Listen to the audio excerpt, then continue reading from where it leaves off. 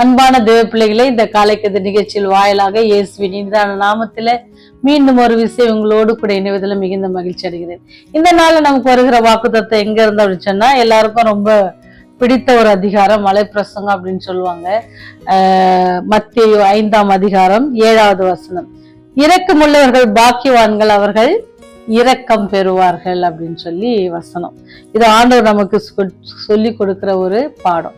நீங்க பாத்தீங்கன்னா ஆண்டவர் ஒவ்வொரு காரியத்தையும் சொல்லும் போது அதுக்கான ஆசீர்வாதத்தையும் அவர் வச்சிருப்பாங்க. நீங்க என்ன செய்யுங்க, நீதியின் மேல் பசுதாகமா இருந்தீங்க அப்படின்னு சொன்னா என்ன செய்வாங்க, அவங்க திருப்தி அடைவார்கள். ஒரு காரியம் நீங்க செய்வீங்க அப்படின்னு சொன்னா அதுக்கான பலனையும் நீங்க பெறுவீங்க அப்படின்னு சொல்லி இருக்கிறாங்க அநேக காரியங்கள். அதுல ஒண்ணுதான் இரக்கம் உள்ளவர்கள் பாக்கியவான்கள், அவர்கள் என்ன செய்வாங்கன்னா இரக்கம் பெறுவார்கள் அப்படின்னு சொல்லி சொல்லப்பட்டிருக்கும். 4 பேர் கொஞ்சம் குழு மக்கள் என்ன செஞ்சாங்கன்னா, தங்களுடைய பணிக்காக ஒரு இடத்துல இருந்து இன்னொரு இடத்திற்கு என்ன செஞ்சாங்க, விமானம் மூலமாக என்ன செஞ்சாங்க, புறப்பட்டு போனாங்க. அங்க போய் என்ன செஞ்சாங்க, தன்னுடைய பணிகள் எல்லாம் முடிச்சுட்டு என்ன செஞ்சாங்க, திருப்பி என்ன செய்யணும், அவங்க விமான நிலையத்துக்கு விமானத்தை பிடிக்கணும். அப்படி ஓடி வரும்பொழுது என்ன செஞ்சிருச்சு அப்படின்னு சொன்னா, நண்பர்களுக்கு நேரம் அதிகமாயிருச்சு. கொஞ்ச நேரம் தான் இருக்கு. ஏன்னு சொன்னா அவங்க ஓடி போய் என்ன செய்யணும், ஃப்ளைட்ல ஏறணும், அவங்களுக்கு கதவை அடைக்கிறதுக்கு முன்பதாக போகணும் அப்படின்னு சொல்லி வேகமா ஓடிட்டு இருந்தாங்க. அப்படி ஓடிட்டு இருக்கும்போது ஒரு நபர் காலில் என்ன பட்டுச்சுன்னா, ஒரு பை, ஒரு கூடை, ஒரு பழக்கூடை என்ன செஞ்சா காலில் பட்டு அப்படியே அந்த பழம்லாம் அப்படியே செதறி போச்சு. ஆனா அதை பார்த்து அவருக்கு என்ன செய்யல அப்படின்னு சொன்னா, அதை எடுத்து வச்சுட்டு போகணும்னு தோணலை. ஏன்னு சொன்னா அவருடைய நேரம் ரொம்ப கொஞ்சமா இருக்குது. என்ன செய்யணும், எப்படியாச்சும் ஓடி உள்ள ஏறணுமே அப்படின்னு சொல்லி அவர் ஓடிட்டாரு. அந்த 4 பேரும் என்ன செஞ்சாங்க, போயிட்டாங்க. ஆனாலும் அதுல ஒருவருக்கு என்ன செய்யலன்னா, உள்ள போன பிறகு அவருக்கு என்ன இல்ல, மனசு கேட்கல. அவர் என்ன செஞ்சுட்டாரு, அந்த பணிப்பெண்ணிட்ட சொல்லிட்டு நான் இப்ப வந்துடுறேன் அப்படின்னு சொல்லி திருப்பி அவர் ஓடி வராரு. அவர் ஓடி அவர் பார்த்தா அவரு அந்த இறைச்சி அவங்க தட்டி விட்டு போன பழம் அப்படியே அந்த இடத்துல இருந்துச்சு. அவருக்கு கண்ணீரா வந்துருச்சு. ஐயோ என்ன இது, அப்படி நம்ம தட்டி விட்டு யாருமே கவனிக்கலையே அப்படின்னு சொல்லி, யாருதான் இருக்கும் அப்படின்னு போய் பார்த்தா அங்க ஒரு சிறுமி, கண் தெரியாத ஒரு சிறுமி என்ன செய்யறா அப்படின்னு சொன்னா, அங்க உட்காந்துட்டு இருக்கிறா. ஏன்னா அவளுக்கு தெரியல, அவ கூடத்துல இருந்த பழம் கூட தட்டி விடப்பட்டதுன்னு. என்ன செய்வாங்க சொன்னா, அவ அந்த பழத்தெல்லாம் வச்சுட்டு உட்காந்துருப்பா. வேணுன்றவங்க எடுத்துட்டு என்ன செய்வாங்க, பக்கத்துல காசு போட்டு போவாங்க. ஆனா இவளுக்கு அது கூட பழம் கீழே விழுதுன்னு தெரியாம, அப்ப இந்த நபர் என்ன செஞ்சேன்னா பழத்தெல்லாம் எடுத்து அடுக்கிட்டு அந்த பாப்பா கிட்ட வச்சுட்டு என்ன செய்யறாங்கன்னா, ஒரு $10 என்ன செய்யறாங்களா கையில கொடுத்தாங்களாம். அப்படி கையில கொடுத்துட்டு அவர் நடந்த அந்த போட்டிருக்கிற அந்த ஷூடைய ஸ்டெப்ஸ், அந்த சத்தம் கேட்டுட்டு அவர் திரும்பி போறது அந்த சகோதரியால உணர முடிஞ்சுச்சு, அந்த சிறுமியால. அப்ப அந்த சிறுமி கேட்டாலாம், நீங்க தான் கடவுளா அப்படின்னு சொல்லி ஒரு சத்தம் கேட்டுச்சான்.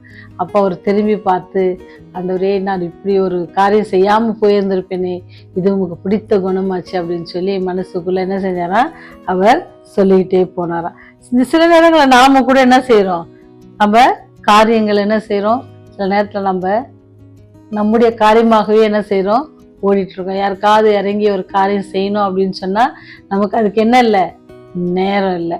ஆனா ஆண்டவர் நமக்கு சொல்லி கொடுக்குற அவருடைய குணாதிசயங்கள்ல ஒண்ணு பாத்தீங்கன்னு சொன்னா இறக்க குணம். அவர் பாத்தீங்கன்னா எல்லா சுவிசேஷத்திலும் பாத்தீங்கன்னு சொன்னா அவர் மனதுருகினார் அப்படின்னு இருக்கும். நம்ம கஷ்டப்படுறத பார்த்து மனதுருகினார்.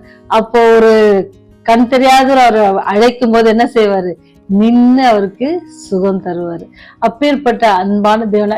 ஏன்னு சொன்னா நம்மளை பார்த்த உடனே அவருக்கு என்ன செய்யுமா, அவர் மனசு அப்படியே கருணை பாயும். அந்த கருணையை நம்ம பார்த்துருக்குறோம்ல, அந்த கல்வாரி சிலுவையில நீங்களும் நானும் சத்துறக்கூடாது, அவங்க இந்த பாவத்திலேயே மடிஞ்சிடக்கூடாது, சாத்தான் வலையில அவங்க சிக்கி என்ன செஞ்சிடக்கூடாது, நித்திய மரணத்தை அடைஞ்சக்கூடாதுன்னு சொல்லி நம்ம மேலேயும் என் மேலேயும் அவ்வளோ ஒரு இறக்கம், அவ்வளோ ஒரு அன்பு வச்ச தேவன் தான். அவருடைய குணாதிசயத்துல ஒன்றுதான் என்னது, இறக்க குணம். அந்த குணாதிசயம் அவரை பின்பற்றுறோம், நாங்களும் கிறிஸ்தவர்கள் அப்படின்னு சொல்ல நமக்கும் என்ன வேணும், இந்த குணாதிசயம் ரொம்ப அவசியமா வேணும். அதனாலதான் ஆண்டவர் இதை நமக்கு சொல்லி கொடுக்குறாங்க. ஆண்டவர் இதை எல்லாருக்காகவும் இது என்ன செய்யறாரு, சொல்லி கொடுக்குறாங்க. இந்த வேதாகமத்துல அவர் இந்த சுவிசேஷங்களை பார்த்தீங்கன்னா நிறைய காரியங்கள் இறக்கப்பட்டு என்ன செய்வார், பார்த்தா எல்லார்கிட்டையும் அவர் பிரசங்கம் பண்ணிட்டே இருப்பாங்க. அவங்க மேல இறக்கப்பட்டு இவங்க வீட்டுக்கு போய் எங்க போய் திருப்பி அவங்க என்ன செய்யணும், ஆகாரத்துக்காக அலையணுமே அப்படின்னு சொல்லி என்ன செய்வாங்க, இருந்த இடத்துல இருக்க ஆகாரத்துக்கு. அப்பேற்பட்ட அன்பான கடவுள். நினைக்கிறீங்களா, மாதத்துல பாதி மாசத்துல வந்துட்டோம், எப்படி போச்சுன்னு யோசித்து பாருங்க. நீங்க கஷ்டமா இருந்த சூழ்நிலை கூட என்ன செஞ்சிருப்பார் ஆண்டவர், லகுவாக மாற்றி நம்மை போஷித்து பாதுகாத்து உங்க மேல என் மேல இறக்கப்பட்டு ஒவ்வொரு நாளும் ஜீவனை கொடுத்து, ஒவ்வொரு நாளும் ஆகாரத்தை கொடுத்து, ஒவ்வொரு நாளும் நித்திரையை கொடுத்து, மறுநாள் காலையில உயிரோடு எழுப்ப வச்சு எவ்வளோ நன்மையான காரியங்களை செஞ்சிருக்கார். அப்பேற்பட்ட இரக்கமுள்ள தேவன் நமக்கு சொல்றாரு, நீங்க இரக்கமுள்ளவர்களா இருங்க, நீங்க என்ன செய்வீங்க, இரக்கம் பெறுவீங்க அப்படின்னு சொன்னா. உங்களுக்கு அந்த இரக்கம் அந்த பரலோகத்தின் தேவனுக்கு நீங்க பெறணும் அப்படின்னு சொன்னா, உங்களுக்கு முன்பாக இருக்கிற அவருடைய பிள்ளைகள் மேல நீங்க என்ன செய்யணுமா, நீங்களும் நானும் இரக்கம் காண்பிக்கணும். அவங்க என்ன செஞ்சிடக்கூடாது, பாவத்திலே மடிஞ்சு போகாம அவங்களை மீட்பதற்கான இந்த நேரத்தை நீங்களும் நானும் பயன்படுத்துங்க. இந்த செய்தி கேட்கிற ஒவ்வொருவரும் இந்த செய்தி அநேகருக்கு நீங்க என்ன செய்யுங்க, ஃபார்வர்ட் பண்ணுங்க. இதனால உங்களுக்கு கண்டிப்பா பண நஷ்டம் ஆக போறது இல்லை. இப்ப எல்லாருக்குமே ஃப்ரீயாவே என்ன செய்யலாம், செய்திகள் அனுப்புற பெரிய கிருபை கிடைச்சிருக்கு. அந்த இதை நம்ம என்ன செய்யலாம், பயன்படுத்தலாம். அநேக நேரங்களில் தீய காரியங்களை நம்ம ஃபார்வர்ட் பண்றோம்ல, யாரை பத்தியா தவறாது இருந்துச்சுன்னா அது என்ன எவ்வளோ சீக்கிரம். ஆனா இது ஒரு உண்மையான கதை. நாங்க டெய்லி சொல்றதுலாம் என்னது கட்டுக்கதைகள் கிடையாது, எல்லாம் உண்மையான கதைகள், வேதத்துல இருக்கிற கதைகள். இதெல்லாம் செய்யுங்க, மற்றவர்களுக்கு நீங்க என்ன செய்யுங்க, முடிஞ்ச அளவுக்கு என்ன செய்யுங்க, ஆண்டுடைய ஊழியத்துல நீங்களும் பங்கு பெறணும்னு எங்களுடைய ஆசையா இருக்கிறது. அதுக்காக யாரையும் ஃபோர்ஸ் பண்ணல.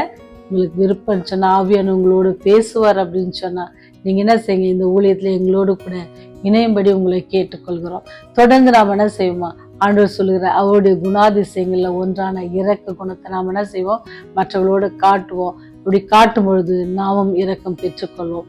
அப்படி பெற்றுக்கொள்வோம் என்ற அந்த விசுவாசத்தோட ஜெபம் செய்வோம்.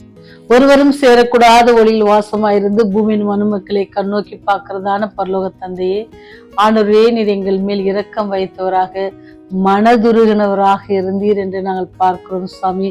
வேதாகமத்துல அநேக இடங்களில் நீர் எங்கள் மேல் வைத்திருக்கிற அன்பையும் எங்கள் மேல் வைத்திருக்கிற இரக்கத்தையும், நாங்கள் செய்த தவறையெல்லாம் மன்னித்து கடலின் கடையாந்திரங்களை போடுகிற அப்பேற்பட்ட இரக்கமுள்ள தேவனை நாங்கள் ஆராதிக்கிறோம். என்பதற்காக உம்மை துதிக்கிறோம், சோஸ்தரிக்கிறோம்.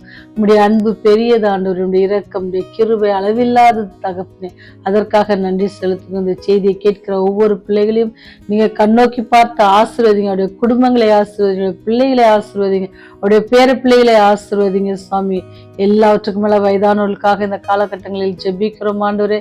வெப்பத்தின் சூழ்நிலைகள் ஆண்டவரே மிகவும் கொடுதாக இருந்தாலும் கூட அதன் மத்தியிலும் உடைய மேக ஸ்தம்பம் போல காரியங்கள் எங்களை வழிநடத்தி ஆண்டவரே எங்களுக்கு தேவையான எல்லா சீதோஷண நிலைகளையும் நீ மாற்றி தந்திருக்கிற, அதற்காக நன்றி செலுத்துகிறோம், துதிக்கிறோம், சோஸ்தரிக்கிறோம்.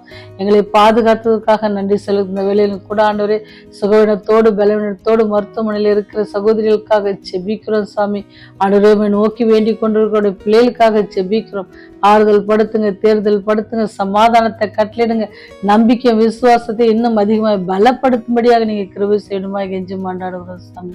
எல்லாவற்றுக்கும் மேலாக சுவாமி, உடைய ராஜ்யத்துல நாங்களும் இவரே எங்கள் ராஜா, இவருக்காக காத்திருந்தோம், இவருடைய ரட்சிப்பில் களி கூறுவோம் என்று சொல்லுகிற அந்த கூட்டத்துல நாங்களும் எங்களால் ஆதாயப்படுத்தப்பட்ட மக்களும் ராஜ்யம் சேர பெரிய பாக்கியத்தை தர வேண்டுமா இயேசுவின் வழியை ஜெபிக்கிறோம் ஜீவனுள்ள பரலோக தந்தையே, ஆமென்.